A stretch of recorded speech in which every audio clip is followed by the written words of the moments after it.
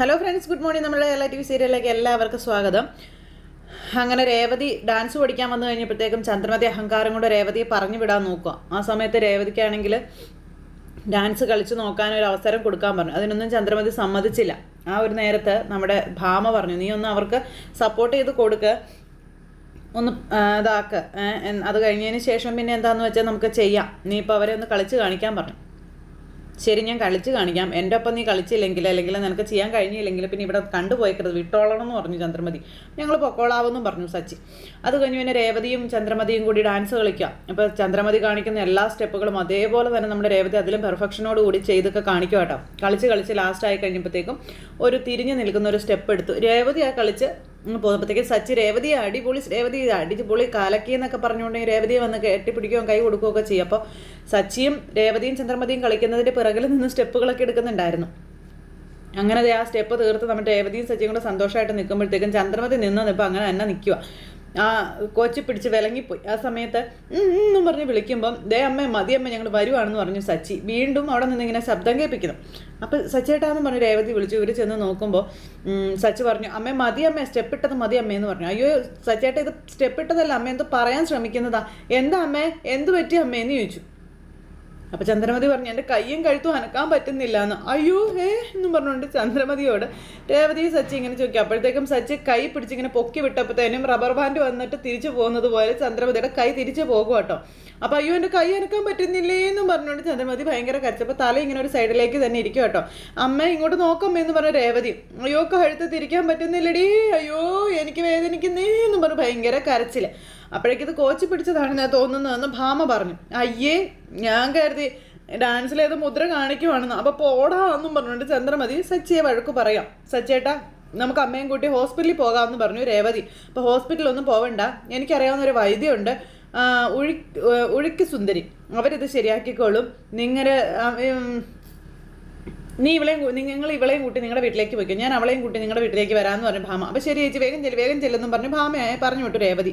ആ സമയത്ത് സച്ചി ഇങ്ങനെ ഓടി നടന്ന് അമ്മയെ അടിമുടി നോക്കുക. അപ്പോൾ സച്ചിൻ എന്താ ഈ നോക്കുന്നതെന്ന് ചോദിക്കുമ്പോൾ, അല്ല ഈ ഒരു അവസ്ഥയിൽ ഇതിന് നമ്മൾ എങ്ങനെ കാറിൽ കൊണ്ടുപോകുമെന്ന് ചോദിച്ചു. അപ്പോൾ എങ്ങനെയെങ്കിലും കൊണ്ടുപോകാൻ പിടിക്കാൻ പറഞ്ഞു. അങ്ങനെ തട്ടാതെ ഉടയാതെ ഇങ്ങനെ കൊണ്ടുപോകുവാണ് ചന്ദ്രമതിയെ. രണ്ടുപേരും കൂടി തൊടുമ്പോഴൊക്കെ ചന്ദ്രമതിക്ക് ഭയങ്കര വേദനിക്കുന്നേ എന്ന് പറഞ്ഞു ഭയങ്കര കരച്ചിലാട്ടോ. അങ്ങനെ രേവതിയും സച്ചിയും കൂടെ ആ കയ്യിലും ഈ കയ്യിലും, അതായത് അങ്ങേ തലക്കിലും ഇങ്ങേ തലക്കിലും പിടിച്ചുകൊണ്ട് ചന്ദ്രമതിയെ വീട്ടിൽ കൊണ്ടുപോവുക. അങ്ങനെ കാറിൽ പോകുമ്പോൾ ഒരു കൈ ഇങ്ങനെ കാറിൻ്റെ പുറത്തേക്ക് ഇങ്ങനെ നീട്ടി വെച്ചേക്കും കേട്ടോ. അപ്പോൾ അമ്മയെ വേദനയുണ്ടോ അമ്മയെന്ന് ചോദിച്ചോണ്ട് നമ്മുടെ സച്ചി ചോദിക്കും കേട്ടോ. അപ്പോൾ കുറേ നീളത്തിൽ കൈ ഇങ്ങനെ കാറിൻ്റെ പുറത്തേക്ക് നിൽക്കുക കേട്ടോ ചന്ദ്രമതിയുടെ. അപ്പോൾ അമ്മ പതുക്കെ കഴുത്തൊന്ന് അനക്കാൻ നോക്കിയ അമ്മയെന്നൊക്കെ പറഞ്ഞ് രേവതി തൊട്ടരികിൽ ഇരുന്ന് പറയുന്നു. അങ്ങനെ ചന്ദ്രമതിയുടെ കൈ ഇങ്ങനെ നീളത്തിൽ അങ്ങ് ഇരിക്കുന്നു. അപ്പോഴേക്കും ഇവരുടെ വണ്ടി വരുന്ന വഴിയിൽ ഒരു റോസാപ്പൂ ഒക്കെ പിടിച്ചൊരു ചെറുപ്പക്കാരൻ ഒരു പെൺകുട്ടിയുടെ അടുത്ത് വന്നിട്ട് ഇത് എൻ്റെ പ്രണയമാണ് എന്നും പറഞ്ഞുകൊണ്ട് ഇങ്ങനെ കൊടുക്കും. അപ്പോൾ നീ ശല്യം ചെയ്യുന്ന കാര്യം ഞാൻ വീട്ടിൽ പറയുമെന്ന് പറഞ്ഞു പെങ്കൊച്ച്. അപ്പോൾ ഇത് നീ വാങ്ങണമെന്നും ഇനിയിപ്പം നിനക്ക് നാണമാണെങ്കിൽ ഞാൻ എൻ്റെ കണ്ണടച്ച് നിൽക്കാമെന്ന് പറഞ്ഞു.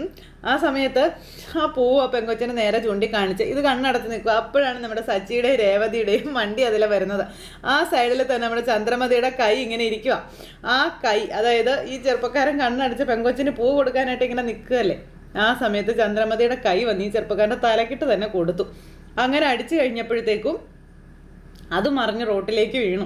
പിന്നെ ഇവർ വീട്ടിലെത്തിയപ്പോഴും ചന്ദ്രമതിയുടെ കൈ ഇങ്ങനെ തന്നെ ഇരിക്കുക. അമ്മയെ വീടെത്തി ഇറങ്ങാൻ പറഞ്ഞു രേവതി. അപ്പം ഞാൻ എങ്ങനെ ഇറങ്ങാനടി എന്നും ചോദിച്ചു ചന്ദ്രമതി. ഈ കണ്ടീഷനിൽ ഇറങ്ങാൻ ബുദ്ധിമുട്ടാണെന്ന് പറഞ്ഞു സച്ചി. അപ്പോൾ ഈ എങ്ങനെയെങ്കിലും ഇറങ്ങിയാലല്ലേ പറ്റുള്ളൂ എന്ന് ചോദിച്ചു. അപ്പോൾ എനിക്ക് ഇറങ്ങാൻ കഴിയില്ല എന്നും പറഞ്ഞുകൊണ്ട് ചന്ദ്രമതി ഭയങ്കര കരച്ചിൽ. കാറ് പൊളിച്ച് പുറത്തിറക്കേണ്ടി വരുമെന്ന് രേവതി ചോദിക്കുമ്പം കാറ് പൊളിക്കാനോ, എൻ്റെ കാറിൽ ഞാൻ തൊടുവല്ലാന്ന് പറഞ്ഞു സച്ചി. അപ്പോൾ ഇത് ശരിയാകുന്നത് വരെ അമ്മ ഇതിനകത്ത് തന്നെ കഴിയേണ്ടി വരുമെന്ന് എനിക്ക് തോന്നുന്നതെന്ന് രേവതി പറയുമ്പോൾ, അതേതായാലും കുഴപ്പമൊന്നുമില്ല, കാറിൽ AC ഉണ്ട്, ഭക്ഷണമൊക്കെ ഇവിടെ കൊണ്ടുവന്ന് കൊടുത്താൽ മതിയല്ലോ എന്ന് പറഞ്ഞു. എടോ ദ്രോഹിയെന്ന് പറഞ്ഞിരിക്കാം. അപ്പോൾ രണ്ടിൻ്റെ ചെകിട് ഞാൻ അടിച്ച് പൊട്ടിക്കും, എന്നെ എങ്ങനെയെങ്കിലും പുറത്തിറക്കാൻ നോക്കണമെന്നും പറഞ്ഞ് ചന്ദ്രമതി പറയും കേട്ടോ. അപ്പോൾ വഴിയിൽ നിൽക്കുന്ന ഏതോ ഒരുത്തിൻ്റെ പുറമടിച്ച് പൊട്ടിച്ചായിരുന്നല്ലോ, എന്നിട്ടും മതിയായില്ലേ അമ്മേ എന്നും ചോദിച്ച് രേവതി. അപ്പം നിങ്ങൾ എന്നെ ഇറക്കുന്നുണ്ടോ ഇല്ലയോ പറയാൻ പറഞ്ഞു. ആ സമയത്ത് സച്ചിയിട്ട് എന്താ ചെയ്യേണ്ടതൊന്നും ഇറക്കാൻ പറഞ്ഞു രേവതി. നോക്കാമെന്നും പറഞ്ഞു സച്ചി ഇറങ്ങി ചെല്ലാം. അങ്ങനെ രേവതിയും സച്ചിയും കൂടി ഇങ്ങനെ ഇറക്കാനായിട്ട് നോക്കുക കേട്ടോ. അപ്പോൾ അവിടുന്ന് ആരെങ്കിലും വരുന്നുണ്ടോ എന്ന് നോക്കടാ എന്ന് പറയുമ്പം ഇല്ല, ആരും വരുന്നൊന്നും ഇല്ല, ഇറങ്ങാമെന്ന് പറഞ്ഞു. അങ്ങനെ അതേ രേവതിയും സച്ചിയും വീണ്ടും തട്ടാതെ ഉടയാതെ മുട്ടാതെ ഒക്കെ പതുക്കെ വണ്ടിയിൽ നിന്ന് ഇറക്കി പുറത്തേക്ക് ഇറങ്ങി കഴിഞ്ഞപ്പോഴത്തേന് എന്ന് പറഞ്ഞ് ഒച്ച വെക്കാട്ടോ.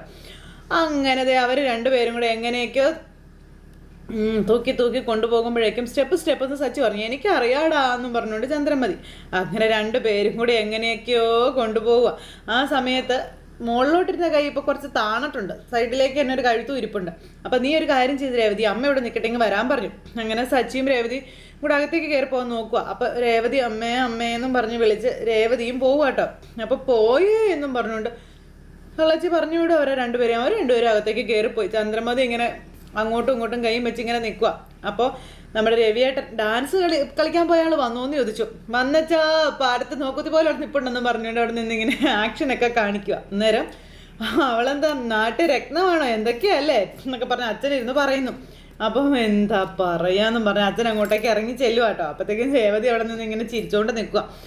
അപ്പോൾ രവിയേട്ടൻ പുറത്തേക്ക് ഇറങ്ങി ചെല്ലുമ്പോൾ കാണുന്നത് ചന്ദ്രമതി തല ഇങ്ങനെ സൈഡിലേക്ക് വെച്ച് കൈയും നിവർത്തി പിടിച്ചിങ്ങനെ നിൽക്കുന്ന കാഴ്ച. എളിക്ക് കൈയും കൊടുത്ത് രവിയേട്ടൻ ഇങ്ങനെ നോക്കി നിൽക്കുക ചന്ദ്രമതിയെ. കാറ്റൊക്കെ വന്ന് ചന്ദ്രമതിയുടെ സാരിയൊക്കെ ഇങ്ങനെ പാറി പറക്കുന്നുണ്ട്, മുടിയൊക്കെ ഇങ്ങനെ പാറി പറന്നുകൊണ്ട് നിൽക്കുക കേട്ടോ. അപ്പോൾ അച്ഛനിങ്ങനെ നോക്കുവാണ്. അല്ല ടീച്ചറും ഇവരുടെ കൂടെ ഇങ്ങോട്ടേക്ക് വന്നായിരുന്നോ? ഓ ഫുഡ് കഴിക്കാൻ വന്നതായിരിക്കും അല്ലേ എന്നും പറഞ്ഞ് രവിയേട്ടൻ. അപ്പം ഇതൊക്കെ കുറച്ച് ഓവറല്ലേ ചന്ദ്രേ? ഇപ്പോഴും ഇവിടെ വന്നാലും ഇങ്ങനെ ഡാൻസ് കളിച്ചുകൊണ്ടൊക്കെ നിൽക്കണോ നിനക്കെന്നൊക്കെ ചോദിക്കുമ്പം ചന്ദ്രൻ മിണ്ടുന്നില്ല, വേദന കാരണം. ഓ ഫോട്ടോയ്ക്ക് പോസ് ചെയ്യാൻ വേണ്ടി നിൽക്കണമായിരിക്കും അല്ലേ എന്നൊക്കെ ചോദിച്ചു. എനിക്ക് ഈ ഫോട്ടോ എടുത്തിട്ടൊന്നും മതിയാവുന്നില്ലേ ചന്ദ്രേ എന്ന് ചോദിക്കുമ്പം മിണ്ടാൻ പറ്റാതെ നിൽക്കുകയല്ലേ. ആ ഫോട്ടോ എടുത്തത് മതി, കയ്യിൽ നിന്ന് താഴ്ത്താൻ പറഞ്ഞു. അന്നേരം എന്നെക്കൊണ്ട് പറ്റുമായിരുന്നു, ഞാൻ നേരത്തെ താഴ്ത്തുമായിരുന്നില്ല, എന്നെക്കൊണ്ട് പറ്റുന്നില്ല എന്നും പറഞ്ഞ് ചന്ദ്രമതി ഇങ്ങനെ നിൽക്കുന്നു. അപ്പോഴത്തേക്കും അയ്യോ എന്തു പറ്റി ചന്ദ്ര നിനക്ക് എന്താണെന്ന് ചോദിച്ചു ഓടിച്ചെന്ന് ചന്ദ്ര. അപ്പം അച്ഛാ അത് ഡാൻസ് കളിച്ചപ്പോൾ കഴുത്തും കൈയും കോച്ച് പിടിച്ചതാണെന്ന് നമ്മുടെ രേവതി പറഞ്ഞു. അത് ശരി എൻ്റെ ചന്ദ്രൻ, നിനക്ക് ഇതിൻ്റെയൊക്കെ വല്ല ആവശ്യമുണ്ടോ? നീ വീട്ടിലിരുന്ന് ഞങ്ങളുടെ നേരെ ആവശ്യത്തിലധികം ഡാൻസ് കളിക്കുന്നുണ്ടോ? അത് പോരായിരുന്നോ എന്ന് ചോദിച്ചു. മാറങ്ങോട്ട് എന്നും പറഞ്ഞുകൊണ്ട് രവിയേട്ടനോട് മാറാൻ പറഞ്ഞു. രവിയേട്ടൻ അന്നേരം അവിടെ കുനിഞ്ഞങ്ങിയിരുന്നു, കാരണം തട്ടാനും മുട്ടാനും പാടില്ലല്ലോ. പിന്നെ അതേ പതുക്കെ അകത്തേക്ക് വരുന്നു.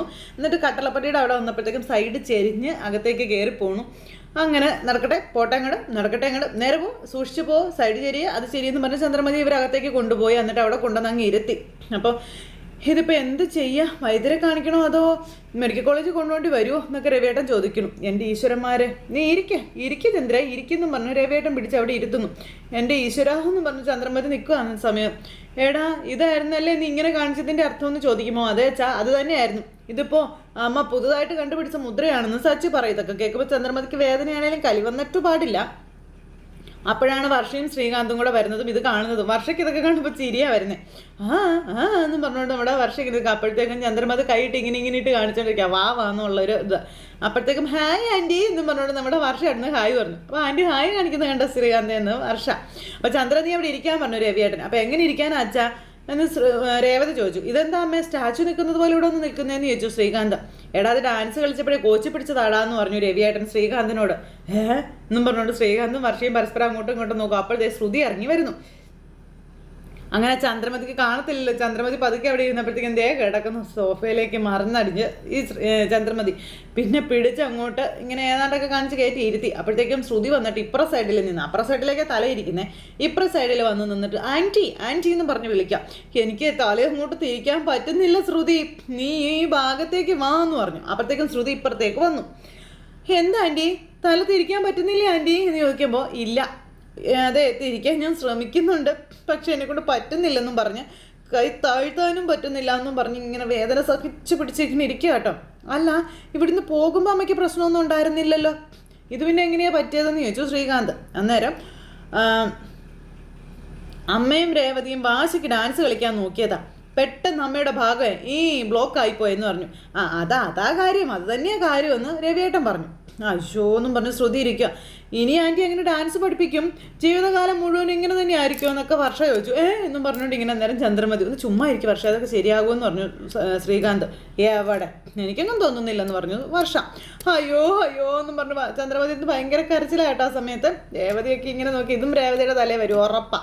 ആ സമയത്ത് ചന്ദ്രേ ഞാനൊരു കാര്യം നിന്നോട് പറയട്ടെ, അപ്പം എന്ത് പറയാനാണെങ്കിൽ ഈ ഭാഗത്ത് വാ രവിയേട്ടാ എന്ന് പറഞ്ഞു. അല്ലെങ്കിൽ വേണ്ട നീ കാണണ്ട, ഇത് കേട്ടാൽ മതി എന്ന് പറഞ്ഞു. അതെ ചന്ദ്രേ ഇതുകൊണ്ടാണ് ഞാൻ പറഞ്ഞത് ഓവറായിട്ട് കിടന്ന് ആടരുതെന്ന്. നീ കുറച്ച് ഓവറായിരുന്നു ചന്ദ്രേ, അതിനുള്ള ശിക്ഷയാണ് ഇപ്പം ഈ കാണുന്നത്. ഇവർ രണ്ടുപേരും ചേർന്ന് എന്നെ ഇങ്ങനെ ആക്കിയതെന്നും പറഞ്ഞു. അതും അവരുടെ തലയിൽ വെക്കുമ്പോൾ ആൻറ്റി എന്ന് പറഞ്ഞ് ശ്രുതി വിളിച്ചു. അത് കൊള്ളാലോ, പ്രായം പറഞ്ഞ് ആടാൻ നോക്കിയാലേ ഇങ്ങനെയൊക്കെ പറ്റുമെന്ന് സച്ചി അന്നേരം പറയാം. അതിനിപ്പം തന്നെ ഞങ്ങളെ കുറ്റപ്പെടുത്തുന്നതെന്ന് സച്ചി അന്നേരം ചോദിച്ചു കേട്ടോ. നിങ്ങൾ രണ്ടുപേരും എന്തിനാ ആൻറ്റിയുടെ അടുത്ത് പോയതെന്ന് ശ്രുതി അന്നേരം ചോദിക്കാം. ഡാൻസ് സ്കൂളിലൊന്നും ആരും ചേരാത്തത് കൊണ്ട് അമ്മ നല്ല വിഷമത്തിലായിരുന്നു എന്നും അതുകൊണ്ട് ഞങ്ങൾ സ്കൂളിൽ ചേരാൻ വേണ്ടി പോയതാണെന്ന് പറഞ്ഞു രേവതി. അപ്പം എന്നെ കളിയാക്കാൻ വേണ്ടി വന്നതാ രണ്ടും. എൻ്റെ കൈപ്പം അങ്ങനെ നീങ്ങ് വാടി എന്നും പറഞ്ഞു വിളിച്ചപ്പോൾ രേവതി വന്നു എന്താ അമ്മയെന്ന് ചോദിച്ചു. ആ സമയത്ത് ഡാൻസ് സ്കൂളിൽ കുട്ടികളെ ചേരാത്തതിൻ്റെ വിഷമം നിന്നോട് ഞാൻ പറഞ്ഞിരുന്നോ എന്ന് ചന്ദ്രമതി രേവതിയോട് ചോദിക്കുക. അതും രേവതിക്ക് കുറ്റം. രണ്ടുപേരും ഡാൻസ് പഠിക്കാനാണെന്നും പറഞ്ഞു വന്നത് എന്നെ കളിയാക്കാൻ വേണ്ടി തന്നെയാണെന്നും പറഞ്ഞു പറയുമ്പോൾ അല്ല അമ്മ എന്തിങ്ങനെയൊക്കെ പറയുന്നത്? ഡാൻസ് സ്കൂളിൽ കുട്ടികളില്ലാത്തതിൻ്റെ വിഷമത്തിൽ അമ്മ എന്തെങ്കിലും കടുങ്കൈ കാണിക്കുമെന്നുള്ളൊരു പേടി കൊണ്ട് ഞങ്ങൾ അങ്ങോട്ട് ചേരാൻ വന്നതാണെന്ന് രേവതി അന്നേരം പറഞ്ഞു. നിന്റെ അഭിനയം നിർത്തിക്കോടി, അല്ലെങ്കിൽ എൻ്റെ കൈ നിന്റെ കവളിലിരിക്കുമെന്ന് പറഞ്ഞു ചന്ദ്ര. ഞാനെന്തെങ്കിലും ചെയ്തു പോകുമെന്ന് പറയുമ്പോഴത്തേക്ക് എന്ന് പറഞ്ഞൊരു ഒറ്റ കരച്ചിലായിരുന്നു വേദന എടുത്തിട്ടേ. എന്നും പറഞ്ഞുകൊണ്ട് ഇങ്ങനെ ഇരിക്കുക. നേരത്തേക്ക് നമ്മുടെ അച്ഛൻ ശ്രുതി ചേച്ചിക്ക് മസാജ് ചെയ്യാൻ അറിയാലോ, ഒന്ന് മസാജ് ചെയ്ത് ഒന്ന് ശരിയാക്കാൻ നോക്കാൻ പറഞ്ഞു. അപ്പോൾ ഇത് എൻ്റെ കയ്യിൽ നിൽക്കില്ല, പക്ഷേ മസാജ് ചെയ്താലും കോച്ചിപ്പിടുത്തൊന്നും ശരിയാവത്തില്ല എന്ന് പറഞ്ഞു ശ്രുതി. ഇതൊക്കെ അറിയാവുന്നവർ ചെയ്യണം എങ്കിലേ അത് ശരിയാവുള്ളൂ എന്ന് പറഞ്ഞു ശ്രുതി തല ഊരി. ആ സമയത്ത് അതെ ഇതൊക്കെ അറിയാവുന്നവർ തന്നെ ചെയ്യണം, പൗഡർ എടുത്ത് തൊട്ടാലേ ഇത് പിന്നെ മാറത്തേ ഇല്ല എന്ന് സച്ചി പറഞ്ഞു. ജീവിതകാലം മുഴുവനും അമ്മ കാറ് റിവേഴ്സ് എടുക്കുന്നത് പോലെ പോവേണ്ടി വരുമെന്ന് പറഞ്ഞു സച്ചി. അങ്ങനെ അങ്ങോട്ടും ഇങ്ങോട്ടും ഇവരൊന്നോരോന്ന് പറഞ്ഞുകൊണ്ടിരിക്കുക. അപ്പോൾ ശ്രീകാന്ത് പറഞ്ഞു നമുക്ക് ഹോസ്പിറ്റലിൽ പോകാമേ വരാൻ. അതൊന്നും വേണ്ടടാ, ഭാമാരി ഒരു വൈദ്യയെ കൊണ്ടുവരാമെന്ന് പറഞ്ഞിട്ടുണ്ട്, അവർ ശരിയാക്കിക്കോളൂ ഇത്, അവരിപ്പോൾ വരുമെന്ന് പറഞ്ഞു. ആ ശരിയെന്നും പറഞ്ഞു ഇവരിങ്ങനെ ഇരിക്കുക. അങ്ങനെ ഇവർ സംസാരിച്ചുകൊണ്ടിരിക്കുന്ന സമയത്ത് ഭാമ ആ ചേച്ചിയും കൊണ്ടുവന്നു. ഞാൻ പറഞ്ഞ ആളെ കൊണ്ടുവന്നിട്ടുണ്ട്, ഇവരാണ് ഞാൻ പറഞ്ഞ ആള്. ഉളുക്കും ചതവും ഒടിവും ഒക്കെ മാറ്റുന്ന ആളാണ്. അതിൽ ഉളുക്ക് മാറ്റുന്നതിൽ ഇവർ ഫേമസാണ്, ഇവരിതൊക്കെ ശരിയാക്കി തരുമെന്നൊക്കെ പറഞ്ഞു. അങ്ങനെ എല്ലാവരും നോക്കിയിരിക്കുകയാണ്. അപ്പോൾ ഈ ചേച്ചി വന്നു നമ്മുടെ ചന്ദ്രമതിയെ നോക്കുക കേട്ടോ. അപ്പോൾ ഇത് ശരിയാക്കാൻ നിങ്ങളെ കൊണ്ട് പറ്റുമോ എന്ന് നമ്മുടെ സച്ചി ചോദിക്കുമ്പോൾ ഇപ്പം ശരിയാക്കി തരാമെന്ന് പറഞ്ഞു. എന്നാൽ അത് മതിയെന്ന് സച്ചി പറഞ്ഞു. അവരെ മുറിയിലോട്ട് കിടത്തിക്കൊള്ളാൻ പറഞ്ഞു. എന്നിട്ട് വേണം തടവാനെന്ന് പറയുമ്പം അതിനെന്താ ഇപ്പം കിടത്താലോ എന്ന് പറഞ്ഞു സച്ചി. അച്ഛാ ബാ ചപ്പിടിക്കച്ചാന്ന് പറഞ്ഞു. അങ്ങനെ ചന്ദ്രമതിയെ കൊണ്ടുവന്ന് കട്ടിലേൽ കിടത്തി. ഇതൊന്ന് ശരിക്കും തടവി കഴിഞ്ഞാൽ പെട്ടെന്ന് ശരിയായിക്കോളൂ എന്ന് പറഞ്ഞു അമ്മ. അപ്പോൾ തടവിയാൽ വേദനിക്കുമെന്ന് ചന്ദ്രമതി ചോദിക്കും. ഒരു ഉറുമ്പ് കടിക്കുന്ന വേദനയും ഉണ്ടാവുള്ളൂ എന്ന് പറഞ്ഞു അമ്മയെ. അന്നേരം അയ്യോ എന്നും പറഞ്ഞ് കാറിക്കൊണ്ടിരിക്കാം. അപ്പോൾ എൻ്റെ ചന്ദ്രൻ മിണ്ടാതിരിക്കാൻ പറഞ്ഞു ഭാമ. അപ്പോഴത്തേക്കും രേവതിയും അങ്ങോട്ടേക്ക് വന്നു, ആ പറഞ്ഞ എണ്ണയും കാര്യങ്ങളൊക്കെ ആയിട്ട്. അങ്ങനെ അതുമായിട്ട് രേവതി വന്നു കഴിഞ്ഞപ്പോൾ അമ്മ അതെല്ലാം വാങ്ങിച്ച് നമ്മുടെ ചന്ദ്രമതി ഒഴിയാൻ തുടങ്ങി. ആ സമയം നമ്മുടെ ഞാൻ കരയുന്നത് കണ്ട് കളിയാക്കി ചിരിക്കാൻ വേണ്ടിയല്ലേ ഇവളെ ഇങ്ങോട്ട് കൊണ്ടുവന്നത്, അവിടുന്നെന്നും പറഞ്ഞുകൊണ്ട് രേവതി അതിനും കുറ്റപ്പെടുത്തുക. അപ്പോൾ രേവതി നീ ചെല്ലാൻ പറഞ്ഞു. ഇവളിനി നിന്നെ കണ്ടിട്ട് ഇവളുടെ കഴുത്ത് ഇനി ഉളുക്കണ്ടെന്ന് പറഞ്ഞു. നീ ചെല്ലാൻ പറഞ്ഞുകൊണ്ട് ഭാമ രേവതിയെ പറഞ്ഞു വിടുക കേട്ടോ. രേവതി സങ്കടപ്പെട്ട് അവിടെ നിന്ന് അങ്ങ് പോയി. രേവതി അങ്ങ് പോയി കഴിഞ്ഞപ്പോൾ ശ്രുതി എന്ന് പറഞ്ഞുകൊണ്ട് അങ്ങനെ ഇരിക്കുക. പിന്നെ അമ്മ കയ്യിൽ എണ്ണ ഒഴിച്ചു. അപ്പോഴത്തേക്കും അകത്തുനിന്ന് വലിയ ശബ്ദങ്ങളൊക്കെ കേൾക്കും. അയ്യോ എനിക്ക് വയ്യേ, എൻ്റെ കൈ വേദനിക്കുന്നേ, എൻ്റെ കഴുത്ത് വേദനിക്കുന്നേ എന്നൊക്കെ പറഞ്ഞു. എല്ലാവരും പുറത്തുനിന്നത് കേൾക്കുക കേട്ടോ.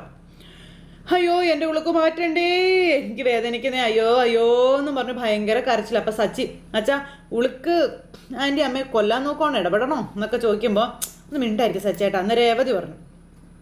അപ്പോൾ സുന്ദരി എൻ്റെ കൈ, അയ്യോ എൻ്റെ കൈ സുന്ദരി എൻ്റെ കൈ എനിക്ക് സഹിക്കാൻ വയ്യേ എന്ന് പറഞ്ഞ് ചന്ദ്രമതി കിടക്കുന്ന വലിയ കാറിക്കൊണ്ടിരിക്കുക. അപ്പോഴത്തേക്കും നമ്മുടെ രവിയേട്ടൻ ഇരുന്നിട്ട് ഇരിപ്പുറക്കുന്നില്ല. രവിയേട്ടൻ ഓടി അങ്ങോട്ടേക്ക് കയറി ചെല്ലാൻ നോക്കുമ്പോഴത്തേക്കും രേവതിയും സച്ചിയും കൂടി അച്ഛൻ അങ്ങോട്ട് പോകരുതെന്ന് പറഞ്ഞു. അപ്പോൾ സച്ചി പറഞ്ഞു അച്ഛനെ കാണുമ്പോഴേ ഭാര്യ പ്രസവവേദന കൊണ്ട് പൊളയുമ്പോൾ ലേബർ റൂമിൻ്റെ മുന്നിൽ നിൽക്കുന്ന ഭർത്താക്കന്മാരെ എനിക്ക് ഓർമ്മ വരുന്നത്, അവിടെ ഇരിക്കച്ചാന്ന് പറഞ്ഞു സച്ചി. എടാ ചന്ദ്ര വേദന എടുത്ത് പൊളയുന്ന ശബ്ദം നീ കേട്ടില്ലേ, പാവം അകത്ത് നിന്ന് കഷ്ടപ്പെടുകയാണെന്ന് തോന്നുന്നതെന്ന് രവിയേട്ടൻ അന്നേരം പറഞ്ഞു കേട്ടോ.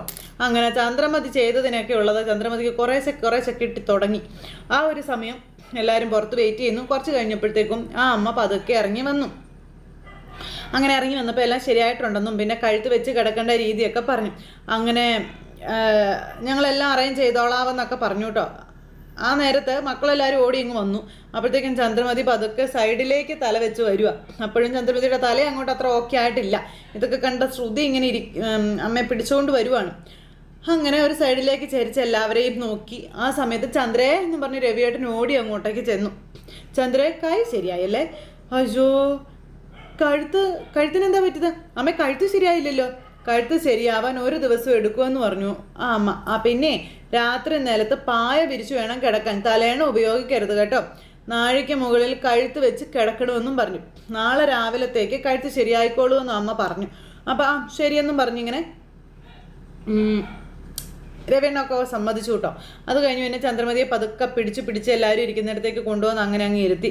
അങ്ങനെ ഇരുന്ന് കഴിഞ്ഞപ്പം ഇനി നാഴി നമ്മൾ ഇവിടെ നിന്ന് ഒപ്പിക്കുമെന്നൊക്കെ ഇങ്ങനെ ഇവർ ചോദിക്കുക. അപ്പം നാഴി അതെന്ത് സാധനമാണെന്ന് വർഷ ചോദിച്ചു. അന്നേരം വർഷേ അത് അരി അളക്കുന്ന ഒരു അളവ് പാത്രമാണെന്ന് നമ്മുടെ രേവതി പറഞ്ഞു. അതെല്ലേ എന്ന് പറഞ്ഞൊരു വർഷം ഇങ്ങനെ നിൽക്കുക കേട്ടോ. എന്തായാലും കൈയുടെ വേദന കുറഞ്ഞല്ലോ അല്ലേ എന്ന് രവിയേട്ടൻ ചന്ദ്രയോട് ചോദിച്ചു. ഉണ്ടെന്ന് പറഞ്ഞു. കഴുത്തിന് ചെറിയ വേദന ഉണ്ടല്ലേ എന്ന് രവിയേട്ടൻ ചോദിക്കുമ്പോൾ കഴുത്തിന് ചെറിയ വേദന ഉണ്ടെന്ന് പറഞ്ഞു.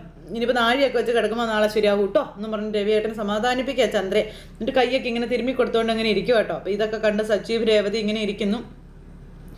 അപ്പോൾ എന്നാൽ ഞാൻ ഇറങ്ങട്ടെ എന്ന് പറഞ്ഞു അമ്മ.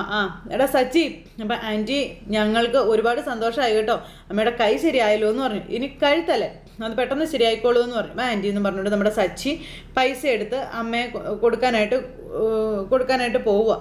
അപ്പോഴേക്കും നമ്മുടെ രേവതി അവിടെ ഇങ്ങനെ നിൽക്കുക നോക്കിക്കൊണ്ട്. അപ്പോൾ രേവതി, അമ്മേ ഇപ്പം നിനക്ക് സന്തോഷമായോ എന്ന് ചോദിച്ചു. അയ്യോ ഞാനെന്തിനാ അമ്മയെ സന്തോഷിക്കുന്നതെന്ന് ചോദിച്ചു. അന്നേരം രേവതി, നീ കോലത്തിൽ കാണുമ്പോൾ നീ മനസ്സിൽ സന്തോഷിക്കുന്നുണ്ടെന്ന് എനിക്ക് അറിയാടിയെന്ന് പറഞ്ഞു ചന്ദ്ര. ഞാൻ 4 കാശ് സമ്പാദിക്കുന്നതിൻ്റെ അസൂയ കൊണ്ടല്ലേടി നീ ഇങ്ങനെയൊക്കെ ചെയ്തതെന്നും പറഞ്ഞുകൊണ്ട് ചന്ദ്രമതി അതിനും രേവതിയെ കുറ്റം പറയുന്നു. ശ്രുതിക്ക് അതൊക്കെ അങ്ങ് ബോധിക്കുന്നുണ്ട് കേട്ടോ. 50 സ്റ്റുഡൻസ്, അവരിൽ നിന്ന് 2000 രൂപ വെച്ച് 1 ലക്ഷം രൂപ നിങ്ങൾ വാങ്ങുന്നത് കണ്ട് അസൂയ മൂത്ത രേവതി അങ്ങനെ ചെയ്തതല്ലേ എന്ന് സച്ചി അന്നേരം ചോദിച്ചു. ഒരീച്ച പോലും അവിടെ വന്നിട്ടില്ല. വന്നായിരുന്നോ? രേവതിയാണ് ആദ്യമായിട്ട് ഗുരുദക്ഷിണയായിട്ട് അവിടെ വന്നത്. അതിൽ നിങ്ങൾ സന്തോഷിക്കുകയാണ് വേണ്ടത്, അല്ലാതെ അവളെ വഴക്ക് പറയുകയല്ല വേണ്ടതെന്ന് സച്ചി അന്നേരം പറഞ്ഞു. ഇതൊക്കെ കേട്ടപ്പം എന്ന് പറഞ്ഞ് നിൽക്കുക വർഷയൊക്കെ. രേവതി, നിന്നെ പറഞ്ഞാൽ മതി, നിനക്കല്ലായിരുന്നോ ഇവരെ കണ്ട് പാവം തോന്നല്? പാവം തോന്നിയിട്ടില്ലേ നീ അങ്ങോട്ടേക്ക് പോയത്? ഇപ്പോൾ നമ്മളെന്തോ വലിയ തെറ്റ് ചെയ്തതുപോലെയാണ് ഇവർ സംസാരിക്കുന്നത്. ഇക്കാലത്തെ നല്ലത് ചെയ്താലേ ഇങ്ങനെയാ, അത് നീ ഓർത്തു വെച്ചോളാൻ പറഞ്ഞു സച്ചി രേവതിയോട്. അങ്ങനെ അതും പറഞ്ഞ് ഇവരവിടെ സംസാരിച്ചുകൊണ്ട് ഇങ്ങനെ നിൽക്കുന്നു. രേവതി അന്നേരം അകത്തേക്ക് കയറിപ്പോയി. രേവതി അകത്തേക്ക് കയറിപ്പോയി കഴിഞ്ഞപ്പോൾ ശ്രീകാന്ത്, നല്ല വേദനയാണോ അമ്മയെന്ന് ചോദിച്ചു. അങ്ങനെ വന്നിരുന്ന അമ്മയോട് കാര്യം ചോദിക്കുന്ന മോനോട് അമ്മ കാണിക്കുന്നത് ഇരുന്ന ഇരിപ്പിൽ ശ്രീകാന്തിൻ്റെ ചെവി പിടിച്ച് പൊന്നാക്കി കഴുത്ത് തിരിക്കാൻ മേലാതിരിക്കുന്ന എന്നോട് വേദനിക്കുന്നുണ്ടോന്ന്. ബുദ്ധി ഇല്ലേടാന്ന് എനക്കൊന്നും ചോദിച്ചാൽ എൻ്റെ ചെവിക്ക് പിടിച്ച് വലിച്ചു പറിച്ചിങ്ങെടുത്തു. അപ്പം ശ്രുതി മോളെ, നീ അമ്മയൊന്നും കൊണ്ട് അകത്ത് കൊണ്ട് കിടത്താം, അല്ലെങ്കിൽ ഇനി ഇവിടെ എൻ്റെ ഇലക്ക് ഉളുക്കുമെന്നും പറഞ്ഞ് ശ്രുതിയുടെ കയ്യിൽ കൊടുത്തു വിടുക മുതലിനെ.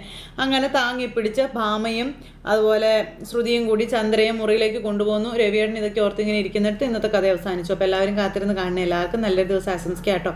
അടുത്ത സൂപ്പർ ഹിറ്റ് കഥയുമായി കാണുന്നത് വരെ എല്ലാവർക്കും നന്ദി.